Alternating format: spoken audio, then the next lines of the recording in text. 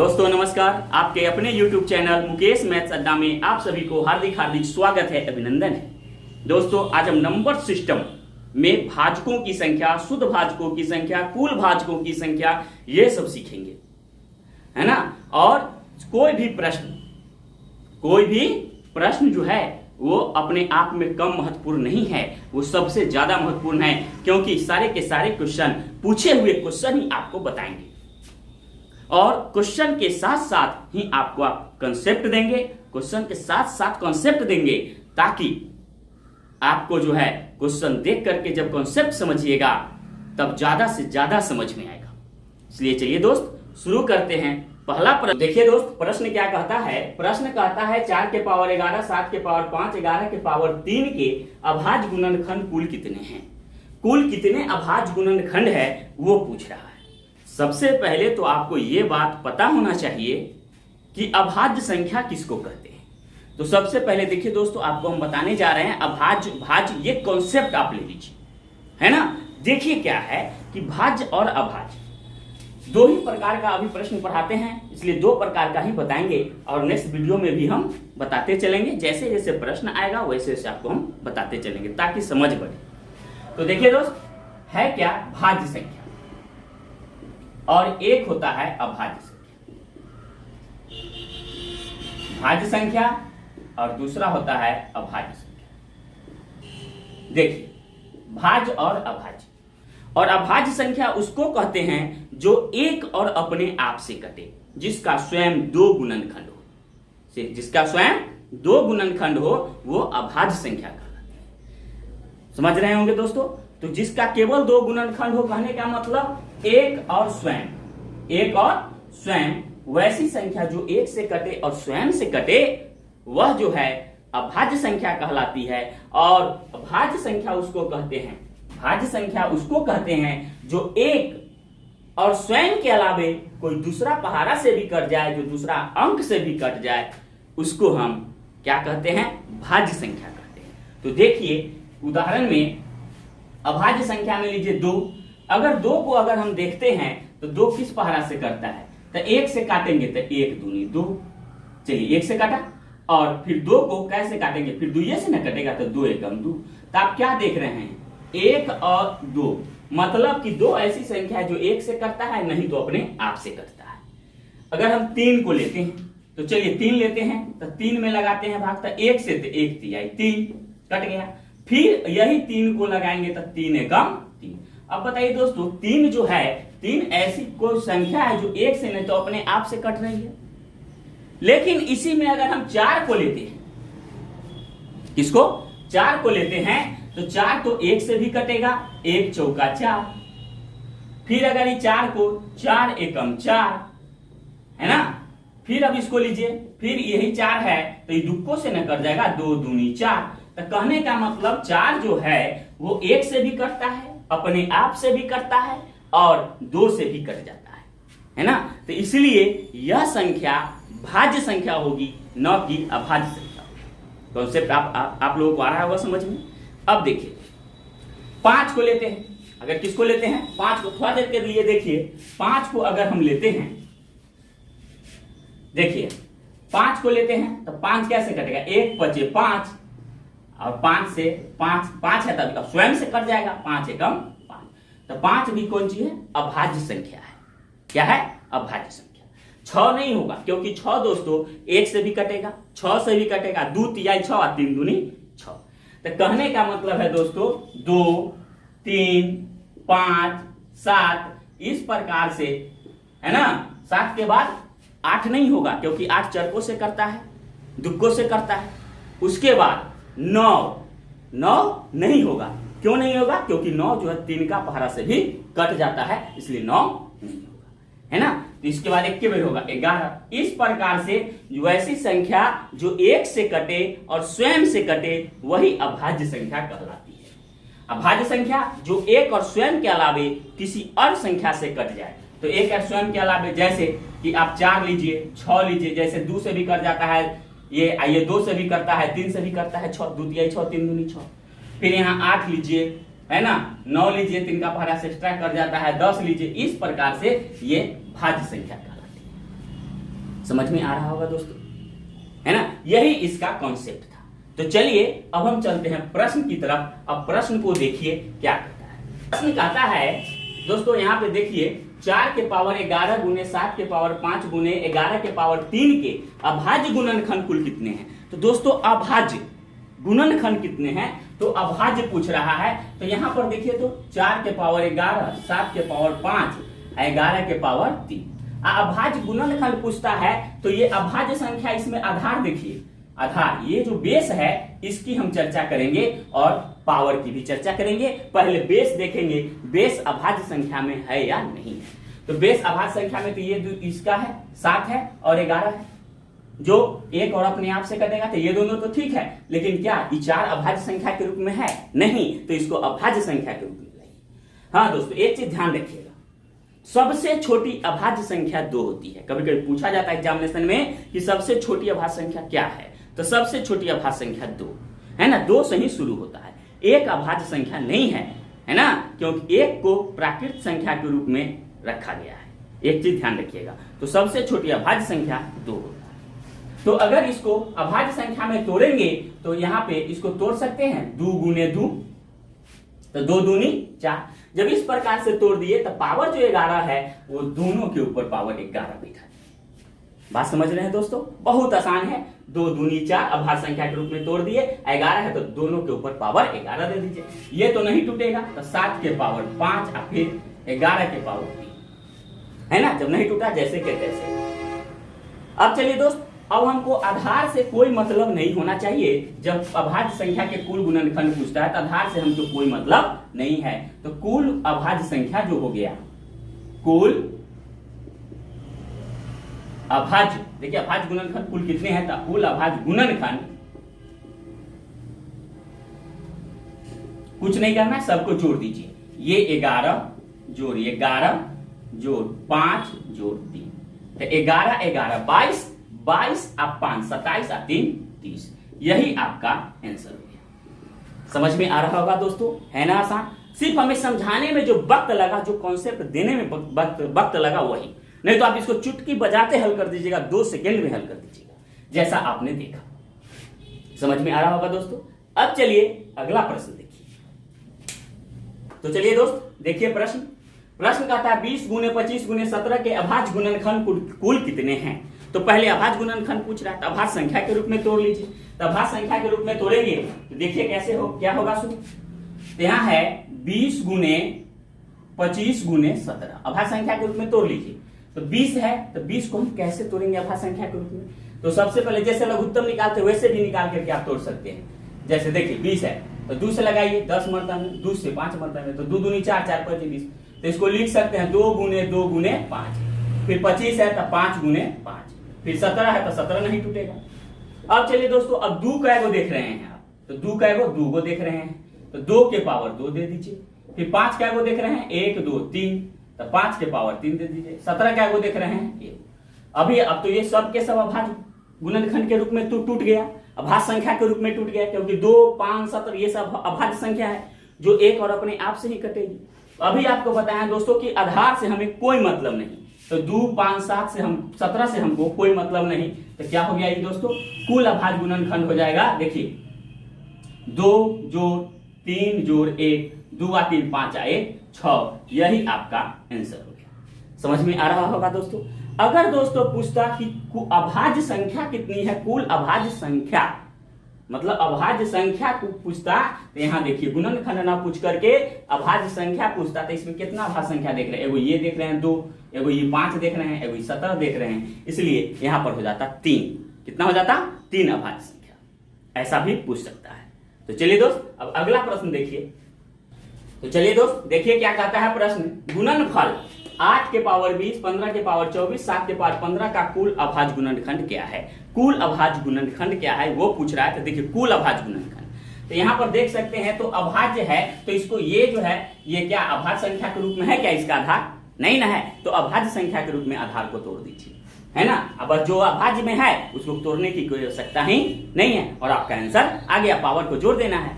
तो यहाँ पर इसको क्या लिख सकते हैं, 2 दूनी 4, 4 दूनी 8, 8 को लिख सकते हैं ना ऐसा। अब पावर 20 है तो सब के पावर 20, आराम से ऐसा कर सकते हैं। गुने 15 को क्या लिखेंगे, 3 गुने 5, 3 5 15, 24 है तो एकरो पावर 24, इसका भी पावर 24। और गुने यहाँ 7 है तो 7 के पावर कितना हो गया 15। कोई दिक्कत दोस्तों? अब पूछता है कुल अभाज्य गुणनखंड कितने हैं, तो अभाज्य संख्या को छोड़ दीजिए, सारा का सारा आधार कैंसिल कर दीजिए, आपका आंसर आ गया। तो यहाँ पर कुल अभाज्य गुणनखंड आंसर क्या हो गया, 20 और 20 40, सबको जोड़िए, 40 और 20 60 हो गया। अब 60 और 24 कितना हो गया 84, 84 और फिर 24 जोड़ दीजिए दोस्तों, तो 84 और 24 कितना हो जाएगा 84 24, यहाँ हो जाएगा आपको 108, है ना, 108 और 15 123। कुल अभाज्य गुणनखंड हो गया दोस्तों 123, जो आपका आंसर है। समझ में आ गया होगा दोस्तों। इसको ऐसे भी हम बना सकते हैं, देखिए ऐसा भी हम बना सकते हैं, थोड़ा सा हम तोड़ दिए जो आपको समझ में आ जाए। ऐसे भी हम कर सकते हैं कि यहाँ 8 के पावर 20 है तो इसको लिख सकते हैं, पहले ये आधार को जैसे लिखे ना 2 दूनी 4 दूनी 8, तो इसको हम लिख सकते हैं, ऐसे न लिख करके हम लिख सकते हैं 2 का आया 3 गो, तो 2 के पावर 3 ऐसा दे सकते हैं। तो बात तो वही लिखाया, 2 दूनी 4 4 दूनी 8, बात तो वही है। तो यहाँ पर बस यहाँ ऐसे कर देंगे, अब 20 है तो यहाँ पर 20 गुने, फिर यहाँ पर आप इसको 3 गुने 5, ये तो अलग अलग है, एक अंक है नहीं, तो 3 गुने 5 लिख करके यहाँ 1 24 दे दीजिए। चलिए ऐसा भी कर सकते हैं, 7 के पावर 15। एक चीज ध्यान दीजिएगा दोस्तों, यहाँ जो है ये घात है और ये इसका भी घात है, पावर जो है तो ये दोनों गुना हो जाता है। जब ब्रैकेट हो और पावर के ऊपर पावर हो तो दोनों क्या होगा, ब्रैकेट होने पर पावर के पावर रहे तो गुना हो जाता है, अर्थात ये दोनों आपस में गुना। तो 2 के पावर हो जाएगा 20 में 3 से गुना कीजिए, 20 दिया 60 गुने। अब देखिए दोस्तों 3 गुने 5, तो ऐसा भी आप लिख सकते हैं, तो 3 के पावर 24 और 5 के पावर 24 गुने कितना 7 के पावर 15। अब सबको जोड़ दीजिए, बस कुल अभाज्य गुणनखंड कितना हो जाएगा 60 जोड़ 24 जोड़ ये वाला 24 लिखे, फिर ये 24 बच गया और जोड़ 15, बस अब जोड़ दीजिए सबको, 60 और 24 60 और 24 84, 84 और 24 देख लीजिए, 84 24 4 4 8 8 8 2 10 108, 108 में 15 जोड़ दीजिए, 8 5 13 1 1 2 1 123। कितना आ गया दोस्तों 123, यही आपका आंसर। समझ में आ रहा हो? अब चलिए अगला प्रश्न देखिए जो आपको बताने जा रहे हैं। तो चलिए दोस्त देखिए प्रश्न कहता है 6 के पावर 10 7 के पावर 17 11 के पावर 27 में अभाज्य गुणनखंडों की संख्या होगी। बस पीछे वाले प्रश्न के जैसा ही है, आपको बार बार हम प्रैक्टिस करवा रहे हैं। तो ये जो 6 है दोस्तों क्या है, भाज्य है कि अभाज्य? भाज्य है, क्योंकि 6 जो है 2 का पहाड़ा से भी कर जाता है और 6 को पहाड़ा से कर जाता है, 3 को पहाड़ा से करता है और 1 से भी करता है। जबकि अभाज्य का नियम बताएं कि 1 और अपने आप से कटे। तो ये भाज्य है तो इसको अभाज्य के रूप में तोड़िए, तो 6 है तो इसको क्या कर सकते हैं 2 3 6 लिख सकते हैं कि नहीं। तो ये भी अभाज्य ये भी अभाज्य, पावर 10 तो इसका भी 10 दे दीजिए। अगुने ये तो अभाज्य है, ये है 7, तो 7 के पावर 17 के 17 रखेंगे। अब चलिए दोस्तों फिर 11 के पावर 27। अब पूछता है अभाज्य गुणनखंड की संख्या कुल संख्या। अब चलिए अगर इसमें पूछता अभाज्य संख्या कितनी है, अभाज्य संख्या गुणनखंड ना पूछ करके पूछता अभाज्य संख्या कितनी है, तो क्या है अभाज्य संख्या दोस्तों, एगो ये हुआ, एक ये हुआ, एक ये हुआ, एक ये हुआ, तो 1 2 3 4, तो अब यहाँ लिखते 4। कितना लिखते 4। लेकिन हमको पूछा गुणनखंड की संख्या, तो अभाज्य गुणनखंड की संख्या पूछता है तो सबको जोड़ दीजिए। यहाँ 10 जोड़ 10 पावर जुड़ता है, आधार से कोई मतलब नहीं, 10 जोड़ 10 जोड़ 17 जोड़ 27 है ना। तो अब जोड़ दीजिए 10 और 10 20, 20 और 17 कितना हो गया 37। अब चलिए 37 और 27 जोड़ दीजिए, 7 7 14, 3 2 5 1 6 64। चलिए दोस्तों यही आपका आंसर हो गया। बहुत कम समय में चुटकी बजाते आप सेकेंडों में हल कर दीजिएगा, है ना। अब चलिए अब अगला प्रश्न देखिए। चलिए दोस्त देखिए प्रश्न कहता है 4000 के कुल भाजकों की संख्या क्या है। 4000 के कुल भाजकों की संख्या क्या है, ये तो प्रश्न पूछा हुआ है दोस्तों। देखिए तो इसको जो है इसमें गुणनखंड तो नहीं है, इसके पहले वाले प्रश्न में क्या बताए थे, गुणनखंड बताए थे ना। लेकिन कुल गुणनखंड अभाज्य गुणनखंड पूछ रहा था उसमें, लेकिन इसमें अभाज्य गुणनखंड नहीं पूछता है, कुल भाजकों की संख्या पूछता है। भाजक की भी संख्या नहीं, कुल भाजकों की संख्या पूछता है। तो सबसे पहले देखिए दोस्तों 4000 है तो 4000 को ऐसे दोस्तों, सबसे पहले 4000 को क्या करेंगे तोड़ लेंगे। तो 4000 को तोड़ेंगे तो 2 से कितना मतलब 2000, फिर 2 से तोड़ेंगे तो कितना 1000, फिर 2 से लगाएंगे 500, फिर 2 से लगाएंगे तो ये हो गया 250, फिर 2 से लगाएंगे 125। अब कैसे लगाएंगे 5 से, है ना, कितना से 5 से, तो 25 मरतबा में और 5 25। आप क्या देखे दोस्तों, यहाँ देखिए 1 2 3 4 5, 2 कितना आया 5, तो 2 के पावर 5 और गुने फिर 1 2 3 5 क्या हुआ आया 3। अब देखिए दोस्तों, अगर ऐसे भी पूछ रहा है कि कुल भाजकों की संख्या कितनी है, तो कुल भाजक की संख्या ज्ञात करना है दोस्तों। कुल भाजक की संख्या अगर ज्ञात करना है, अभी तक पढ़े थे अभाज्य गुणनखंड, लेकिन इसमें कुल भाजक की संख्या, एक चीज ध्यान रखिएगा, इसमें जो है इसमें भी एक जोड़ दीजिएगा, थर्ड ट्रिक्स कहता है, और इसमें भी एक जोड़ दीजिएगा, मतलब पावर में एक जोड़ देना है और आधार से कोई मतलब हमको नहीं रखना है। तो कुल भाजकों की संख्या हो गया दोस्तों, देखिए कुल भाजकों की संख्या, तो 5 आ 1 कितना हो गया 6 और गुने 3 आ 1 4, ये दोनों पावर गुना हो जाता है, तो 6 चौक 24, यही आपका आंसर हो गया। समझ में आ गया दोस्तों। अब चलिए अगला प्रश्न देखिए। चलिए दोस्तों देखिए प्रश्न कहता है 3.5 के पावर 12, 2.7 के पावर 10 और 10 के पावर 25 के कुल अभाज्य गुणनखंड की संख्या। देखिए दोस्त, यहाँ क्या पर क्या है, दशमलव में आ गया, क्या आ गया दशमलव में। अब इसको कैसे हल करेंगे, तो आप जानते हैं दशमलव हटाते हैं तो उसके नीचे हर में कितना आएगा 10 आएगा, एक अंक है तो, है ना, दशमलव के बाद जितना अंक रहता है उतना जीरो बैठाते हैं। जैसे सबसे पहले देखिए, सबसे पहले हम इसी चीज को हम एक बार दोहरा दें, गुने 10 के पावर 25। अब बताइए दोस्तों, इसका जब दशमलव हटाएंगे तो एक नीचे आएगा और दशमलव के बाद एक अंक है तो एक जीरो बैठेगा, तो ये कितना हो जाएगा, ये हो गया 35/10 के पावर 12 गुने ये हो गया 27 के पावर 10 के पावर 27/10 के पावर 10 गुने अब 10 के पावर 25। अब सबसे पहले देखिए अभाज्य गुणनखंड पूछ रहा है तो अभाज्य संख्या के रूप में इसको तोड़िए। यहां पर देखिए 10 है 10 है 10 है, ये तो मिल रहा है, ये क्या हो रहा है मिल रहा है। अब चलिए तो एक चीज ध्यान दीजिएगा दोस्तों, जब आधार समान हो और भाग हो तो पावर घटता है।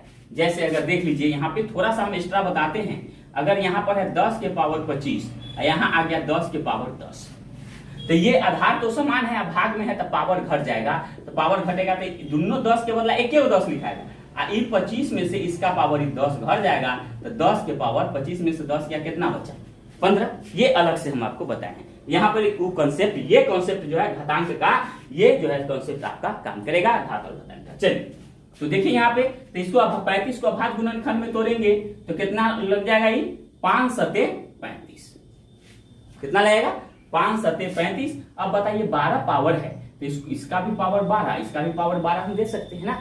अब चलिए, अब बटे 10 है तो इसका भी पावर 10 के पावर 12 है ना। अब चलिए गुना 27 है तो इसको क्या कर सकते हैं, 3 के पावर 3 देंगे तो 3 क्या 9 27 पावर में लिख दिए। यहां पर आ गया ये पावर 10 इसका।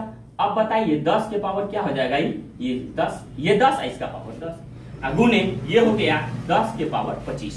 यहां तक समझ में कोई दिक्कत दोस्तों। अब चलिए गुना में आधार समान हो, ये 10 10 समान है तो गुना में पावर जुड़ जाता है, तो 12 और 10 कितना हो गया 22, और ये जो है ऊपर है तो इसके नीचे ना पड़ गया ये, तो ये नीचे पड़ गया तो ये भाग में हो गया, ये क्या हो गया इसके बराबर, ये भाग में हो गया तो भाग में पावर क्या होगा घट जाएगा।